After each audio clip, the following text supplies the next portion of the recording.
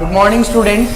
Previous lecture में अपन ने डिस्कस कर लिया था कि pi by two plus theta और pi by two minus theta वाली जो फॉर्म होती है उसमें किस तरीके से अपन ट्रिग्नोमेट्रिक फंक्शंस के वेरिएशन को देखते हैं और किस कौन कौन से क्वाड्रेंट में अपन पहुंचते हैं और कौन कौन से क्वाड्रेंट के अकॉर्डिंग वैल्यूज को चेंज करते हैं, वो सारा हमने सीख लिया था। अब हम चाहते हैं कि उन पे कुछ न्यूमेरिकल कर लें और न्यूमेरिकल साथ और कुछ जो इंपॉर्टेंट प्रॉपर्टीज बच चुकी हैं जो कि रिमेनिंग है उनके बारे में आज अपन इस लेक्चर में डिस्कस कर लेंगे और आखिरकार वो सारी चीजें अपने दिमाग में फिट हो जाएंगी तो अपने पास ट्रिग्नोमेट्री की बेसिक बातें सारी क्लियर हो जाएंगी। क्लियर? चलो आगे बात करते हैं। तो आपको बोर्ड पे क्या दिख रहा है? कुछ 4 एग्जांपल्स लिखे हुए हैं, 4 एग्जांपल्स दिख रहे होंगे आपको बोर्ड पर और उन चारों एग्जांपल को जरा ध्यान से देखो। फर्स्ट एग्जांपल आपको दिख रहा है वो क्या है? Sign 135 degree. सेकेंड एग्जांपल आपको दिख रहा है वो क्या है?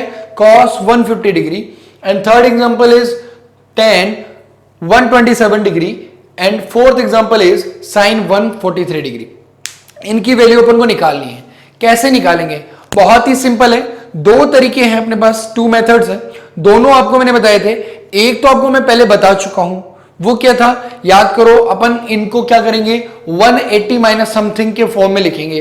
कैसे? जैसे 135 को आप लिख सकते हो 180 माइनस 45, 150 को लिख सकते हो आप 180 माइनस 30, इसको क्या लिख सकते हो आप 180 माइनस 53 और इसको लिख सकते हो आप 180 माइनस 37।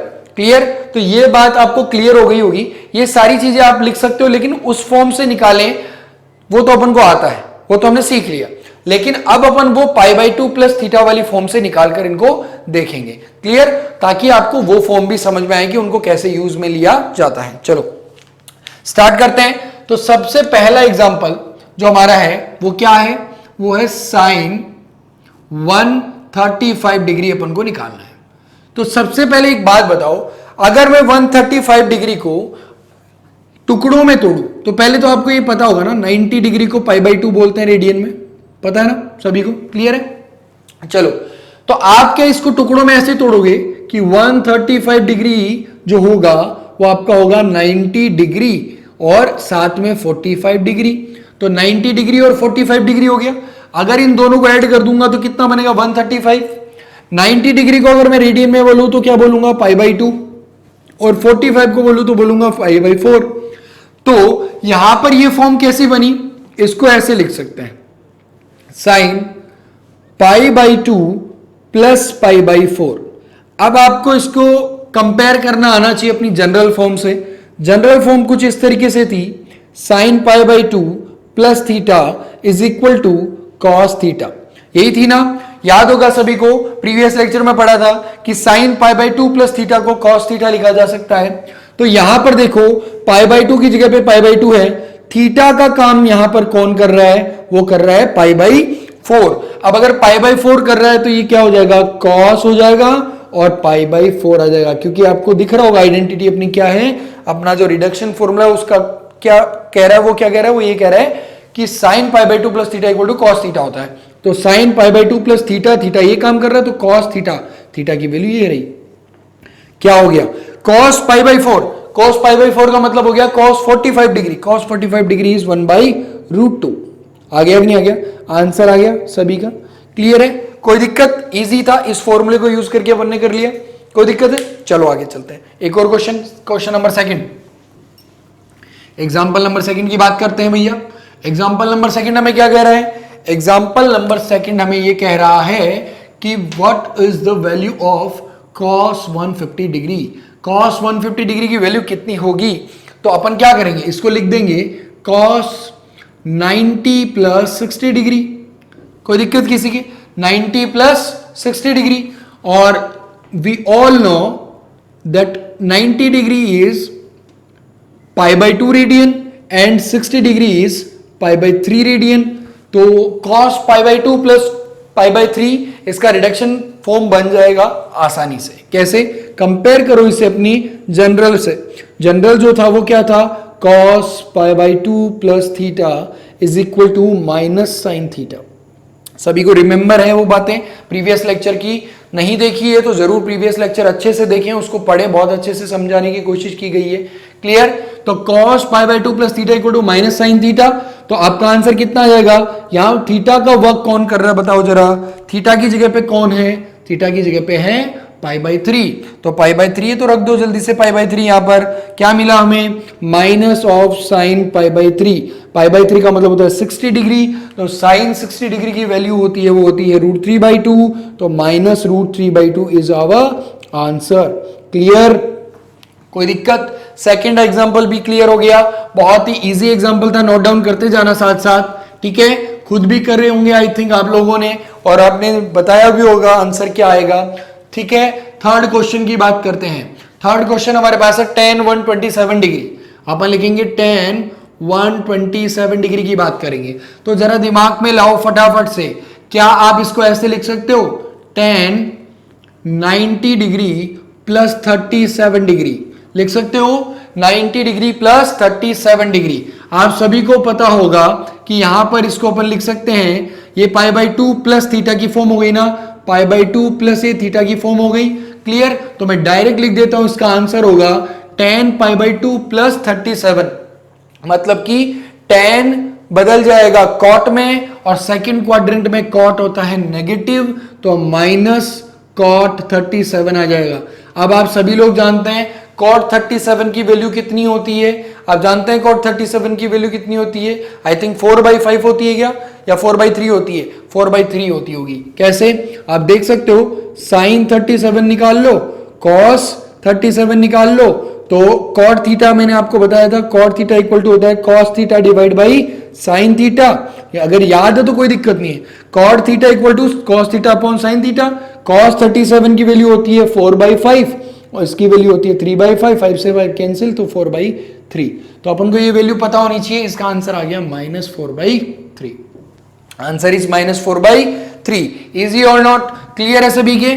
आगे बात समझ में? चले अपना लास्ट एग्जांपल करते हैं इससे रिलेटेड। और लास्ट एग्जांपल बहुत ही सिंपल है, और वो क्या एग्जांपल? वो है अपने पास, देखिए जरा, फोर्थ एग्जांपल की बात करते हैं। तो फोर्थ एग्जांपल हमें क्या कह रहा है? What is the value of sine 143 degree? What is the value of sine 143 degree?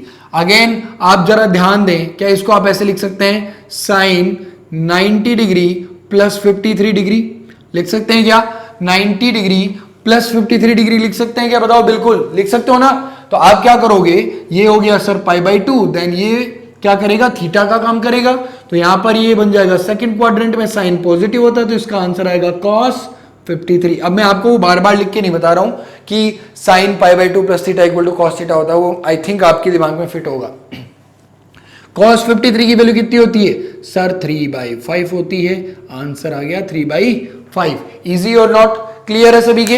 ये बहुत ही सिंपल सी चीजें थी। ये एग्जांपल कराना इसलिए जरूरी था ताकि आपको पता रहे कि इस फॉर्म को यूज करके भी आप क्या कर सकते हो, पता लगा सकते हो। अगर मैं आपसे पूछूं कि मुझे ये बताओ कि व्हाट इज द वैल्यू, एक और एग्जांपल ले लेते हैं चलो एक्स्ट्रा, ताकि आपकी और क्लियरिटी आ जाए। वो आ जाएगा, मान लो कि मैं कह दूं cos की वैल्यू आपको निकालनी है, और वो निकालनी है आपको कितना?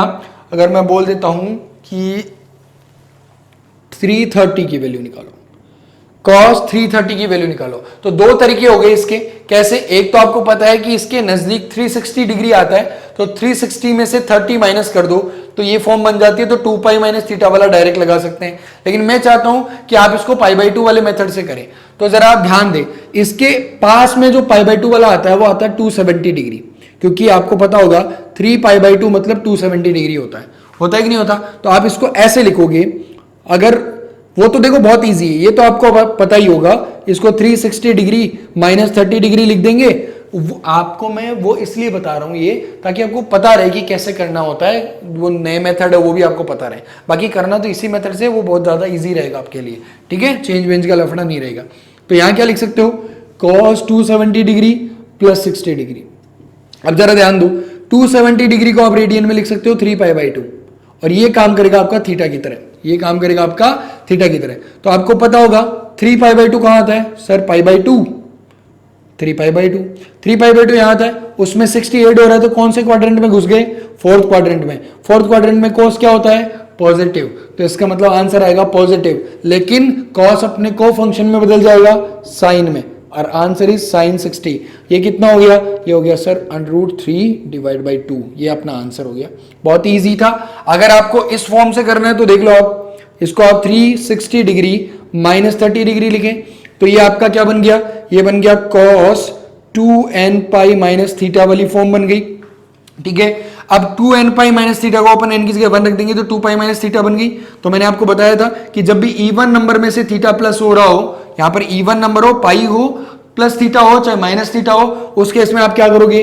फंक्शन तो वही रहेगा और थीटा आ जाएगा तो cos थीटा। अब थीटा की जगह कितना आ रहा है अपने यहां पर, इस फॉर्म में करेंगे तो 30, तो cos 30 डिग्री की वैल्यू कितनी होती है? √3/2। तो देखो आंसर दोनों का सेम आ रहा है कि नहीं आ रहा? तो दोनों तरीके आते हैं, ये थोड़ा इजी रहता है अगर पास में है तो, वरना आपको ये भी लगाना आना चाहिए। कोई दिक्कत? आई होप आप लोगों को ये π/2 प्लस थीटा, π/2 माइनस थीटा वाली जो भी एग्जाम्पल्स हैं वो मैंने अभी करवाए, वो सारे समझ में आ गए होंगे और आपको क्लियर हो गया होगा कि कितना भी एंगल आपको दे दिया जाए, आप उस एंगल की वैल्यू आसानी से निकाल सकते हैं। आई बात समझ में? कोई दिक्कत? चलते हैं आगे। अब अपन बात करते हैं एक स्पेशल केस जो अपने पास लास्ट इसका केस बचा है। वो क्या बचा है वो ध्यान दे। वो तीसरा केस अपने पास बचा है, वो है trigonometric function of an angle minus theta. That means अपन इसको ब्रैकेट में लिख सकते हैं निगेटिव एंगल। अगर हमारे पास एंगल नेगेटिव भी हो, बहुत ही सिंपल सी बात है, trigonometric functions of an angle minus theta. तो बहुत देखो कई बार क्या होता है, कंफ्यूजन आ जाती है माइनस थीटा से, तो इसको आप एक बार पढ़ लोगे तो आपको कोई दिक्कत नहीं आएगी। जैसे साइन माइनस थीटा लिखा हुआ हो, कॉस माइनस थीटा लिखा हुआ हो, टेन माइनस थीटा लिखा हुआ हो। बाकी आपको पता ही है वो इनके रेसिप्रोकल होते हैं, तो जैसा काम इनके साथ होगा, जैसा चेंजेस इनके साथ होंगे, वैसे ही चेंजेस उनके साथ भी हो जाएंगे। क्लियर? तो साइन माइनस थीटा को याद रखना, आप लिख सकते हो माइनस साइन थीटा, मतलब ये माइनस बाहर आ जाएगा। क्लियर? अगर आप कॉस माइनस थीटा को लिखते हो तो याद रखना कॉस क्या है, इसको एक ट्रिक के तौर पे याद रख लो कि कॉस में कभी भी नेगेटिव एंगल आप डालते हो तो कॉस उसको खा जाता है। ये आप ट्रिक के तौर पे याद रखो, एक्चुअल में खाता नहीं है, कोई भूखा आदमी नहीं है, ठीक है, ये एक फंक्शन है, कोई इंसान नहीं है। लेकिन अपन को याद रखना है कि कॉस में कभी भी नेगेटिव एंगल डालोगे तो वो हमेशा पॉजिटिव ही देगा। ठीक है, तो माइनस थीटा होगा तो ये बनेगा कॉस थीटा के इक्वल ही रहेगा। टेन में डालो तो टेन में क्या बोलोगे, टेन में माइनस रहेगा। अब ये कैसे रहेगा आपको पता है, इसको आप लिख सकते हो sine minus theta divide by cos minus theta. Cos तो खा जाएगा लेकिन साइन वाला रह जाएगा तो ये माइनस टेन थीटा आएगा। क्लियर? ये तीन बातें आपके दिमाग में बहुत इंपॉर्टेंटली फिट हो जानी चाहिए, ये भी आपके बहुत काम आएंगी। क्या कि sine minus theta equal to minus sine theta, cos minus theta equal to cos theta and tan minus theta equal to minus tan theta. आगे बात समझ में? ये क्लियर हो गया तब और कोई दिक्कत अपने आने वाली नहीं है। समझ में आई बात? चले आगे। अब जरा ध्यान दो, अगर बात करता हूं ये है ये तीनों आपको मैंने बता दिए। अब इनसे कुछ रिलेटेड क्वेश्चन कर ले ताकि आपको ये भी पता हो कि ये कैसे यूज में आएंगे। अब चलो पहले तो ये बता दूं, सेक माइनस थीटा इसके इक्वल होगा, बताओ। तो आप बोलोगे sir sec minus theta sec theta के इक्वल ही होगा। क्यों होगा? बिकॉज आपको पता है इसको मैं लिख सकता हूं 1 अपॉन कॉस माइनस थीटा। तो कॉस माइनस थीटा की वैल्यू होती है सर ओनली कॉस थीटा, तो ये आंसर अपना सेक थीटा ही बनेगा। क्लियर? सिमिलरली मैं आपसे पूछूं बताओ कॉट माइनस थीटा क्या होगा? आप बोलोगे sir 1 upon ten minus theta इसको लिखा जा सकता है, तो ये कितना बनेगा 1 upon minus tan theta, because sir tan minus theta is equal to minus tan theta, then cot minus theta is also equal to minus cot of theta. Clear? Again मैं बोलूं बताओ कॉसेक माइनस थीटा कितना होगा? आप बोलोगे sir we can write it like this, sine minus theta, then sine minus theta equal to होता है minus sine theta, then 1 upon minus sine theta equal to minus cos एक theta. Clear? कोई problem? सारे आपको मैंने बता दिए, ये आपको ध्यान में रखने हैं। This is an important case at where the trigonometric function having negative angle. Understand? अब इन नेगेटिव एंगल्स के कुछ एग्जांपल्स कर लेते हैं ताकि क्लियरिटी आ जाए कि कैसे अपन इनको करेंगे। ठीक है, चलो अब अपन बात करते हैं कि मान लो मैं आपसे क्वेश्चन पूछूं कि बताओ, एग्जांपल लेते हैं, आपसे क्वेश्चन पूछा है what is the value of cos -120 degree. आपसे ही पूछा जाए what is the value of cos -120 degree, तो आपको पता है कि this is a form like this, cos minus theta where 120 degree is acting like theta. ठीक है, थीटा की तरह एक्ट कर रही है। उसके बाद में अपन बात करें, ये हो जाएगा माइनस कॉस थीटा में होता है कि प्लस में? प्लस में होता है, बिकॉज सर कॉस तो खा जाता है। ठीक है, अब खाने का मतलब एक्टिव, समझ में आनी चाहिए बात, एक्टिव रहे सभी लोग। खाने का मतलब क्या है? खाने का मतलब है trick. Okay, minus cos theta equal two plus cos theta बन जाएगा ये, cos minus theta equal two plus cos theta. अब थीटा की जगह कितना है? 120 डिग्री, तो कॉस 120 का जो आंसर आएगा वही आपका कॉस -120 का आएगा। कॉस 120 का कैसे निकालेंगे? कॉस 120 का अपन इस तरीके से निकाल देंगे, π/2 प्लस π/6। याद है, बहुत ही सिंपल है। कैसे? π/2 प्लस π/6 कैसे किया? मैंने 120 को 90 डिग्री प्लस 30 डिग्री में तोड़ दिया, ये हो गया π/2, ये हो गया π/6, दैट मीन्स π/2 प्लस π/6 बन गया। याद करो इस फॉर्म को क्या बताया था, ये हो गई सर π/2 प्लस थीटा फॉर्म। जब भी cos π/2 प्लस थीटा फॉर्म आपको दिखेगी, उस केस में आप क्या करोगे? cos का साइन देखोगे सेकंड क्वाड्रेंट में नेगेटिव होता है, और π/2 आ गया, को फंक्शन में बदल जाएगा, साइन थीटा हो जाएगा। तो माइनस साइन थीटा की जगह कौन काम कर रहा है? थीटा की जगह काम कर रहा है π/6, π/6 हो जाएगा। Answer is -1/2, answer is -1/2। Clear हो गया, एकदम आसान था। ये हो गया नेगेटिव एंगल का यूज। एक और एग्जांपल करेंगे, बताओ, एक और एग्जांपल कर लेते हैं, कोई प्रॉब्लम वाली बात नहीं है। तो एक और एग्जांपल क्या, देखो चलो बात करते हैं। सर बताइए tan -135 डिग्री की वैल्यू कितनी होगी? तो आप बोलोगे सर बहुत simple, tan minus theta is equal to -tan theta होता है सर। दैट मीन्स मैं इसको लिख सकता हूं -tan ऑफ 135 डिग्री। 135 डिग्री की वैल्यू कैसे निकालेंगे? -tan 90 डिग्री प्लस 45 डिग्री, इसको लिखा जा सकता है सर। 90 डिग्री मतलब π/2, और this is act like theta, theta की तरह एक्ट करेगा, तो π/2 प्लस थीटा है। तो थर्ड क्वाड्रेंट में tan क्या होता है? सॉरी, सेकंड क्वाड्रेंट में tan क्या होता है? नेगेटिव। तो पहले से भी नेगेटिव है और फिर नेगेटिव आएगा, और ये कितना हो जाएगा? ये बन जाएगा cot 45 के इक्वल। cot 45 की वैल्यू कितनी होती है? 1, तो यहां पर माइनस इंटू माइनस प्लस हो जाएगा, आंसर इज +1, आंसर इज +1। कोई दिक्कत किसी की? ये क्लियर है? समझ में आया क्या? नहीं आया? कैसे नहीं आया देखो जरा। आपको पहले तो इसको क्या करना है? tan माइनस थीटा की तरह लिखना है, लिखना है कि नहीं लिखना? तो -tan थीटा हो जाएगा।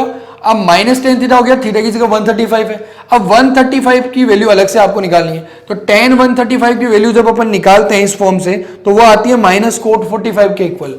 किसके आती है? -cot 45 के इक्वल। तो माइनस माइनस प्लस हो गया, और cot 45 की वैल्यू 1 होती है, तो 1 आंसर आ गया आपका प्लस में।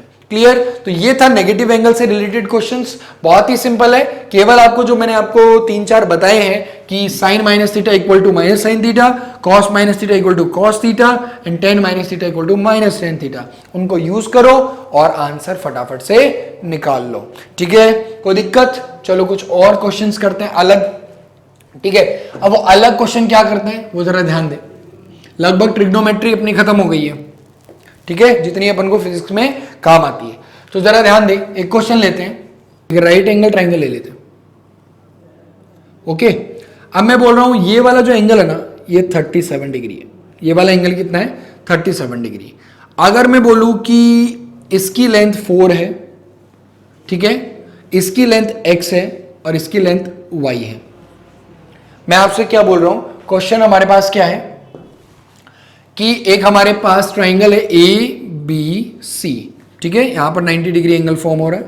ओके, अब आप मुझे ये बताएं कि एक ट्राइंगल ABC है, सभी को पता होगा ट्राइंगल के तीनों जो एंगल्स होते हैं उनका सम 180 डिग्री होता है। तो अगर ये कितना है? 90 है, ये कितना है? 37 है, तो ये वाला कितना होगा? 53 होगा। ये कितना होगा? 53, क्योंकि सम करके देख लो 180 डिग्री तभी होगा। क्लियर? अब आपसे पूछा क्या? आपसे पूछा है कि what is the value of x and y। x और y की आपको वैल्यू बतानी है, ये दे रखा है आपको। ठीक है, कैसे बताओगे आप? बहुत ही सिंपल सा काम है।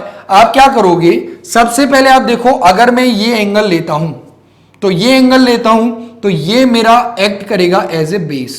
आपको मैं पहले ही बता चुका हूं, जो एंगल आप लेते हो वो एंगल जिस साइड पे बन रहा होता है वो एक्ट करती है बेस की तरह। ये आपकी फिर किसकी तरह काम करेगी, परपेंडिकुलर की तरह काम करेगी। ये किसकी तरह काम करेगी, परपेंडिकुलर की तरह काम करेगी। और ये किसकी तरह करेगी, हाइपोटेनस की तरह काम करेगी। करेगी कि नहीं करेगी, हाइपोटेनस की तरह काम करेगी। क्लियर। अब जरा ध्यान दो, अगर मैं निकालना चाहता हूं सबसे पहले हाइपोटेनस, तो हाइपोटेनस कैसे निकालूंगा। मेरे दिमाग में एक फटाफट से बात आई कि मेरे को बेस गिवन है। क्या गिवन है, बेस। अगर बेस गिवन है दैट मीन्स मैं क्या लिखूंगा, बेस आता है सर कॉस थीटा में, cos theta equal to base upon hypotenuse. सभी की ये बात क्लियर है। थीटा की जगह पे क्या रखूंगा, 37, तो cos 37 degree is equal to base, base अपना दे रखा है 4, हाइपोटेनस अपन को दे रखा है y, निकालना है।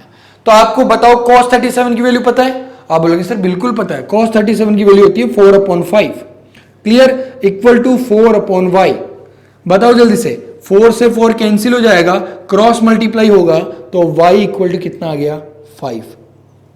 आया कि नहीं आया, दैट मीन्स हमने y फाइंड आउट कर लिया, 5 आ गया। ठीक है, कैसे किया, ट्रिग्नोमेट्री फंक्शंस का यूज करके। अब मैं पूछूं बताओ परपेंडिकुलर कितना होगा, आप बोलो परपेंडिकुलर बताना है सर, बिल्कुल सिंपल, ये बेस, ये कितना है, ये बेस, ये परपेंडिकुलर। याद करो आप लोगों ने पढ़ा होगा function tan theta equal to base upon perpendicular, sorry perpendicular upon base, perpendicular upon base. कैसे, अपन ने बेस अपॉन परपेंडिकुलर लिख दिया, वो तो cot थीटा होता है ना।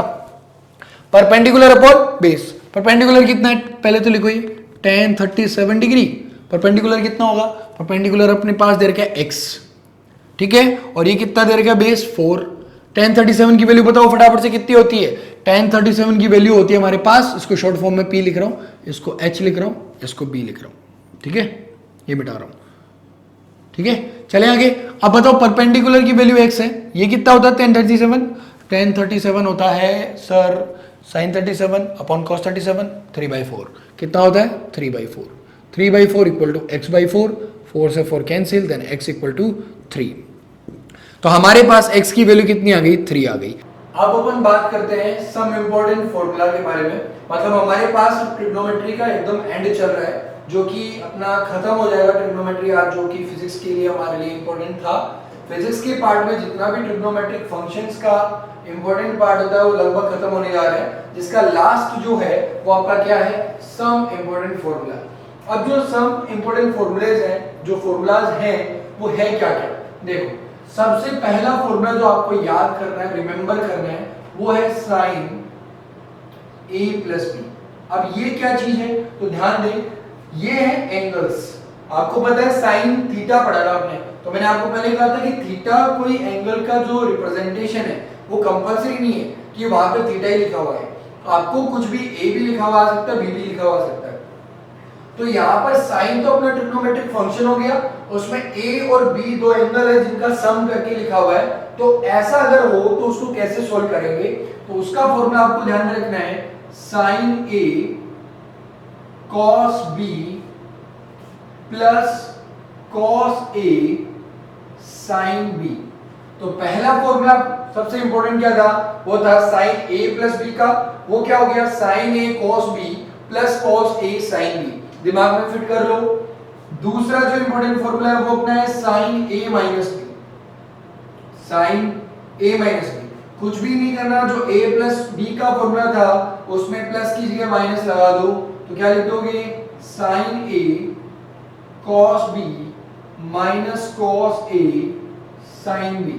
ओके, अब इसके बाद में तीसरा इंपॉर्टेंट फॉर्मूला अपने पास क्या आता है, वो आता है cos a प्लस b।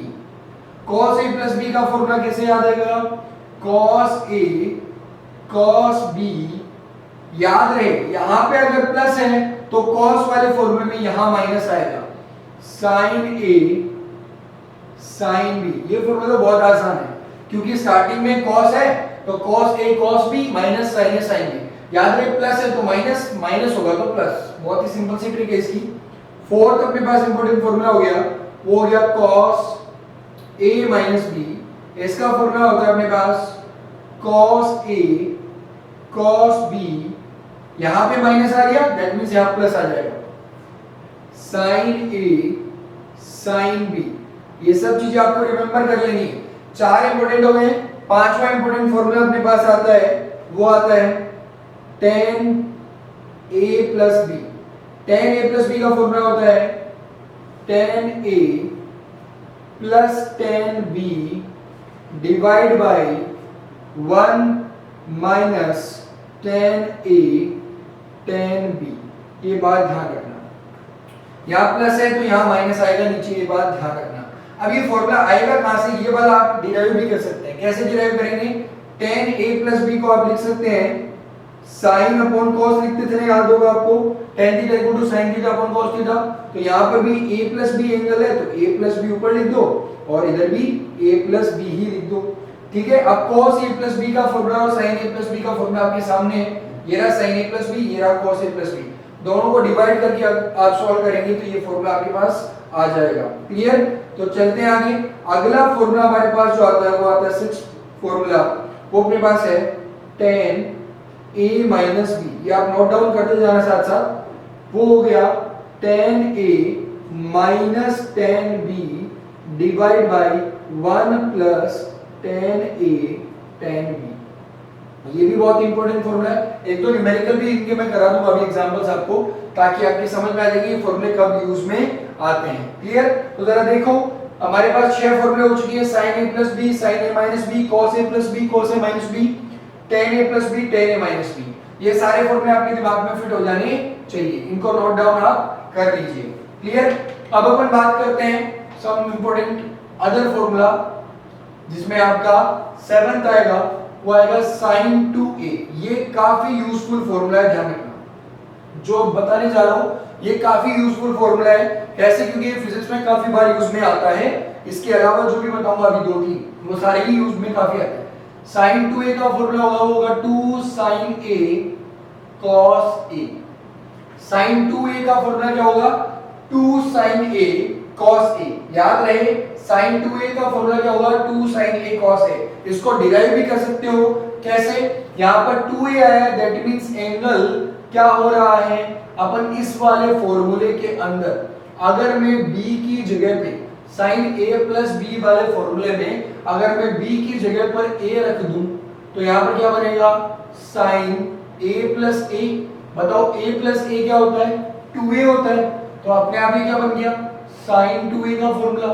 तो इस वाले फॉर्मूले में अगर मैं b की जगह पे a रख दूंगा तो मेरे पास क्या बन जाएगा, sin 2a का फॉर्मूला बन जाएगा और वो क्या बनेगा, 2 sin a cos a बनेगा। क्लियर है, इजी है, कोई दिक्कत किसी की। चले आगे। अब इसके बाद में अपने पास अगला फॉर्मूला आता है, वो आता है अपने पास 8th नंबर है, वो है cos 2a। ये भी काफी यूजफुल फॉर्मूला है, ये बात ध्यान रखना। ये क्या है, cos square a minus sin square a। ये बात ध्यान रखना, बहुत इंपॉर्टेंट फॉर्मूला है। cos 2a equal to cos square a minus sin square a। इस फॉर्मूले को मैं इतना इंपॉर्टेंट इसलिए कह रहा हूं क्योंकि इसकी 3 इंपॉर्टेंट फॉर्म है। पहली फॉर्म तो ये वाली होगी, दूसरी फॉर्म आप लोगों को याद होगा, मैंने जब ट्रिग्नोमेट्रिक आइडेंटिटीज आपको बताई थी तो सबसे पहली आइडेंटिटी यही आई थी, sin square a plus cos square a is equal to 1। सभी को याद है, याद है, यही आई थी। अब आप क्या करोगे, इसमें एक काम करो, sin स्क्वायर a को आप क्या कर सकते हो, इस cos स्क्वायर a को इधर ले जाओ तो 1 माइनस cos स्क्वायर a लिखा जा सकता है। इसको sin स्क्वायर a को लिखा जा सकता है। अब एक काम करो, ये जो sin स्क्वायर a है ना, इसकी वैल्यू पुट कर दो इसकी जगह पे, तो मेरे पास एक और इंपॉर्टेंट फॉर्मूला बन के आएगा, वो बन के आएगा, इसी का लिख रहा हूं, this is the first form. Second form लिख रहा हूं इसी 8th फॉर्मूले की, तो cos 2a को आप ये भी लिख सकते हैं cos स्क्वायर a माइनस, अब देखो sin स्क्वायर a की जगह पर क्या लिख देंगे, 1 minus cos square a, 1 minus cos square a। तो ये फॉर्मूला बन जाएगा cos 2a equal to 2 cos square. देखो cos square a minus 1 plus cos square a, तो ये हो जाएगा 2 cos square a plus minus 1। तो हमारे पास एक इंपॉर्टेंट फॉर्मूला और बन गया cos 2a का। वो क्या बन गया? cos 2a equal to 2 cos square a minus 1। ये भी ध्यान रखना, ये भी काफी काम में आने वाला फॉर्मूला है। और इसका जो थर्ड फॉर्म बनने वाला है वो क्या बनेगा? आपकी बार sin स्क्वायर a की जगह पे cos स्क्वायर a की वैल्यू वहां पुट कर दो। जैसे आपकी बार क्या करेंगे, मैं इसको यहां से रब करता हूं, ठीक है। अब अपन तीसरे केस की बात करते हैं। तो इसमें दूसरा केस क्या बना? cos 2a इक्वल टू बना हमारे पास 2 cos स्क्वायर a माइनस 1। ये अगला फॉर्मूला बना इसी का। तीसरा फॉर्मूला निकालना है तो उसकी जगह पे अपन क्या करेंगे, देखो पहले अपन ने sin square a plus cos square a equal to 1 लिया था। तो यहाँ पे sin स्क्वायर a की वैल्यू निकालेंगे। इस बार sin स्क्वायर की मत निकालो, इस बार cos स्क्वायर a की वैल्यू निकालो। तो वो भी क्या आएगी? 1 माइनस sin स्क्वायर a आएगी। इस वाले फॉर्मूले से आएगी कि नहीं? अब एक काम करो, ये जब आ गई तो यहां से cos स्क्वायर a की वैल्यू उठा के इस वाले फॉर्मूले में पुट कर दो। तो पुट करते ही क्या मिलेगा हमारे को? cos 2a equal to cos square a की जगह क्या रख दो? 1 माइनस sin स्क्वायर a, और माइनस sin स्क्वायर a पहले से है। तो ये क्या बन गया? ये बन गया cos 2a equal to 1 minus sin square a। sin square क्या हो गया? 2 sin स्क्वायर a माइनस का 2 sin स्क्वायर हो गया। तो एक इंपॉर्टेंट फॉर्मूला ये भी हमारे पास निकल कर आ गया। आ गया क्या? आ गया। तो ये इसीलिए इंपॉर्टेंट था क्योंकि इसकी तीन फॉर्म हमारे काफी यूज में आती हैं। तो पहली फॉर्म आपको सामने दिख गई, वो कौन सी थी? cos 2a equal to cos square a minus sin square a। दूसरी फॉर्म आपको दिख गई cos 2a equal to 2 cos square a minus 1। और तीसरी फॉर्म आपको दिखेगी cos 2a equal to 2 sin square a, sorry 1 minus 2 sin square a। ये तीन cos 2a के फॉर्मूले हो गए हैं, ठीक है। अब इसके बाद में अगला जो फॉर्मूला आता है अपना, वो आता है इंपॉर्टेंट। वो क्या है? tan 2a का फॉर्मूला। किसका? tan 2a का फॉर्मूला। अब tan 2a का फॉर्मूला क्या होगा? वो भी बहुत सिंपल है, 2 tan a divide by 1 minus tan square a। ये भी बहुत सिंपल सा फॉर्मूला है। tan 2a का फॉर्मूला क्या होगा? 2 tan a divide by 1 minus tan square a। ये तीनों फॉर्मूले आपके काम आने वाले हैं, ये बात ध्यान रखना। अब देखो एक बहुत तगड़ा मॉडिफिकेशन है इसके अंदर। वो क्या है? अगर मैं यहाँ 1 माइनस tan स्क्वायर की जगह पे ऐसे कर दूं 2 tan a divide by 1 plus tan square a कर दूं, अगर मैं इस माइनस की जगह प्लस ले लेता हूं तो ये फॉर्मूला बन जाता है मॉडिफिकेशन ऑफ sin 2a। ये भी ध्यान रखना, अगर sin 2a का मॉडिफिकेशन किया जाए तो आपका ये फॉर्मूला निकल कर आ जाएगा 2 tan a upon 1 plus tan square a equal to sin 2a। ये भी अपना एक फॉर्मूला इंपॉर्टेंट बन जाता है, याद रखने योग्य।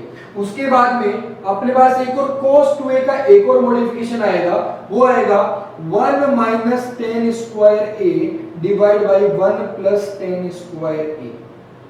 अगर ये फॉर्मूला ले लिया तब भी अपना एक और cos 2a का फॉर्मूला अपने पास आ जाएगा। अब ये दोनों आए कहां से? जरा ध्यान दो, आपको साफ साफ दिख रहा होगा, जरा देखिए।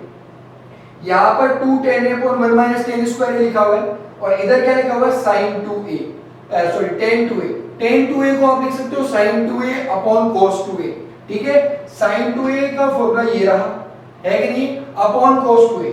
तो अपन cos 2a निकालना चाहते हैं, तो cos 2a निकालना चाहते हैं तो क्या आ जाएगा अपने पास फॉर्मूला? जब इनको डिवाइड करेंगे ना तो ये फॉर्मूला निकल कर आ जाएगा। कैसे? इनकी जगह पे आप एक काम करना, sin 2a bye cos 2a लिख देना।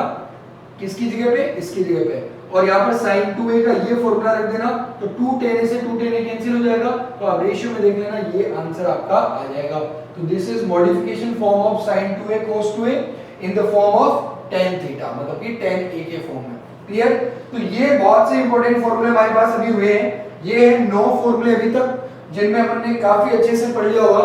ये बात ध्यान रखना, जिस भी बच्चे की बेसिक मैथमेटिक्स मजबूत होती है उनको 100% ये सारे फॉर्मूले रिमेंबर होने चाहिए। इसके अलावा अभी भी 2-3 फॉर्मूले और हैं जो मैं इधर लिख रहा हूं। आई होप आप लोगों ने ये नोट डाउन कर लिए होंगे, ठीक है। वीडियो पॉज करके नोट डाउन कर लो। अब मैं जो लिखने जा रहा हूँ वो कुछ इंपॉर्टेंट फॉर्मूले बचे हैं वो अपन लिख देते हैं, फिर एक दो एग्जांपल कर लेंगे ताकि समझ में आए कि ये फॉर्मूले हैं क्या। ठीक है, उसके बाद में अपन बात करेंगे कि हम लोगों ने ट्रिग्नोमेट्री कंप्लीट कर ली है। तो जरा ध्यान दे, अगला फॉर्मूला जो 10 नंबर पे आता है वो अपना आता है sin 3a। किसका? sin 3a। जैसे 2a वैसे 3a, तो वो बहुत सिंपल सा फॉर्मूला है, वो है 3 sin a minus 4 sin cube a। बहुत ही सिंपल सा फॉर्मूला। ऐसे 11 नंबर फॉर्मूला आता है, वो आता है cos 3a, वो आता है हमारे पास 4 cos cube a minus 3 cos a। ठीक है, बहुत सिंपल सी बात है। देखो sin 3a में पहले 3 sin a minus 4 sin cube a, cos 3a में इसका जस्ट उल्टा कर लेना, बस sin की जगह cos लगा देना। कैसे? sin क्यूब a था, 4 sin क्यूब a की जगह हो जाएगा 4 cos क्यूब a, माइनस की माइनस है, 3 sin की जगह हो जाएगा 3 cos है। क्लियर? इसके बाद में आपका लास्ट 11 नंबर फॉर्मूला के बाद में 12 वाला आता है, वो आएगा tan 3a का फॉर्मूला। tan 3 भी बहुत सिंपल है, वो है 3 tan a minus tan cube a divide by 1 minus 3 tan square a। ये फॉर्मूला हो गया आपका tan 3a का। ये फॉर्मूला हो गया आपका किसका? tan 3a का। ये टोटल फॉर्मूले अपने पास 12 बन गए। इसके अलावा भी ट्रिग्नोमेट्री में बहुत सारे फॉर्मूले होते हैं, बट अपन को फिजिक्स के तौर पे ये फॉर्मूले अपने पास दिमाग में फिट होना बहुत जरूरी है, ताकि हम कभी भी कोई क्वेश्चन करें और उसमें अगर ट्रिग्नोमेट्रिक फंक्शन का कोई भी फॉर्मूला यूज में आ रहा हो तो वो फॉर्मूला हमारे दिमाग में होना चाहिए। इसीलिए आपको ध्यान रहे, मैथ्स के student as compare to biology के स्टूडेंट से फिजिक्स में स्ट्रॉन्ग होते हैं, और उसका रीजन यही होता है कि जो नीट के प्रिपरेशन कर रहे होते हैं उनको ये फॉर्मूले काफी कम यूज में आते हैं उनकी स्टडी के दौरान, तो इस वजह से उनकी फिजिक्स थोड़ी वीक रह जाती है। जबकि अगर मैं बात करूं किसकी, जबकि अगर मैं बात करूं मैथ्स के स्टूडेंट की, तो वो फिजिक्स में तो इसको बेसिक मैथमेटिक्स के तौर पे पढ़ते ही हैं, साथ ही साथ वो मैथ्स में भी इसको डीपर लेवल पे पढ़ते हैं। तो जब डीपर लेवल पे पढ़ेंगे तो 100% है कि ये उनके दिमाग में बहुत अच्छे से फिट हो जाते हैं, और उनकी जो फिजिक्स है as compare to NEET aspirant, जो एस्पिरेंट्स होते हैं उनसे बहुत अच्छी होती है, और वो बहुत अच्छे से क्या कर पाते हैं, फिजिक्स को के जो न्यूमेरिकल्स उनको सॉल्व कर पाते हैं। तो मैं चाहता हूं कि जो बच्चे फ्यूचर में अगर नीट की प्रिपरेशन करना चाहते हैं वो अभी से इन फॉर्मूले को दिमाग में फिट कर ले, ताकि आगे जाकर उन्हें कोई भी प्रॉब्लम ना आए। ठीक है, अब इसके बाद में अपन बात करते हैं, तो ये अपने पास फॉर्मूले हो गए इंपॉर्टेंट। अब इनसे रिलेटेड एक दो एग्जांपल कर लेते हैं ताकि आपको पता चले कि ये फॉर्मूले कहां पर यूज में आते हैं, और ये फॉर्मूले आप कर लेना, क्योंकि ट्रिग्नोमेट्री जितनी भी थी, जितनी इंपॉर्टेंट फिजिक्स के लिए थी, उतनी मैंने आपको करवा दी है। ओके, इसके बाद में अपन नया टॉपिक स्टार्ट करेंगे जो कि नेक्स्ट लेक्चर होगा हमारा, और वो होगा डिफरेंशिएशन एंड इंटीग्रेशन।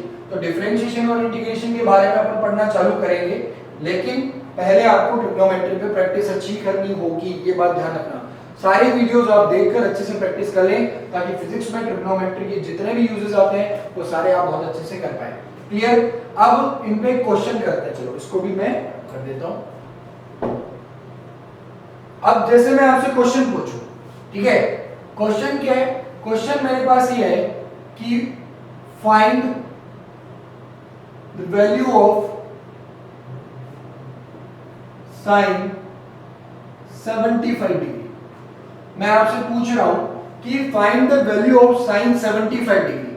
अब आप बोलोगे सर आपने हमें 0 से लेकर 90 तक बताया, उसमें 0 बताया, 30 बताया, 37 बताया, 45 बताया, 60 से पहले आपने 53 बताया, 53 के बाद में आपने हमें 60 बताया, फिर 90 बताया, बीच में 75 तो कहीं नहीं बताया।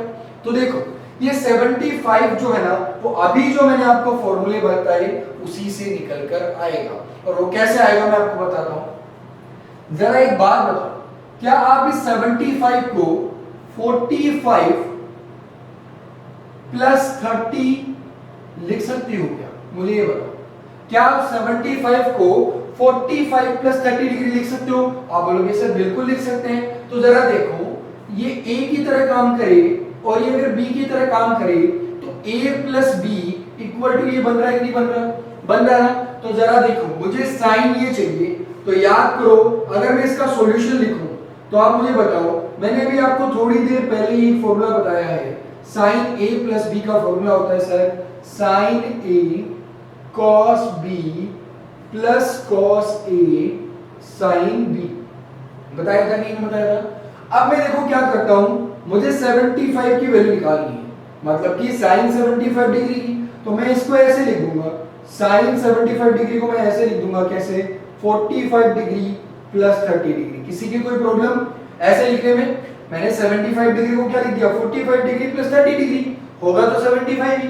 अब जरा देखो इसको कंपेयर करो इससे, आपको क्या ऐसे दिख रहा है, साइन की जगह पे साइन है, ए की जगह पे 45, बी की जगह पे 30 डिग्री, दैट मींस इस फॉर्मूले की तरह इसको ओपन कर दो, तो आप क्या बोलोगे, साइन ए प्लस बी, तो साइन ए मतलब साइन 45 डिग्री, फिर लिखोगे cos b, साइन ए cos b, cos b, b की जगह 30 डिग्री, तो cos 30 degree plus cos a की जगह 45 डिग्री, मतलब cos 45 डिग्री, ठीक है। साइन b मतलब साइन 30 डिग्री, क्लियर। अब आप सभी लोग जानते हैं, ये बताओ क्या 45 डिग्री की वैल्यू आप जानते हैं साइन 45 की? बिल्कुल जानते हैं। 30 की जानते हो? बिल्कुल जानते हैं, ठीक है, ये तो जानते ही हैं, तो वैल्यू पुट करो।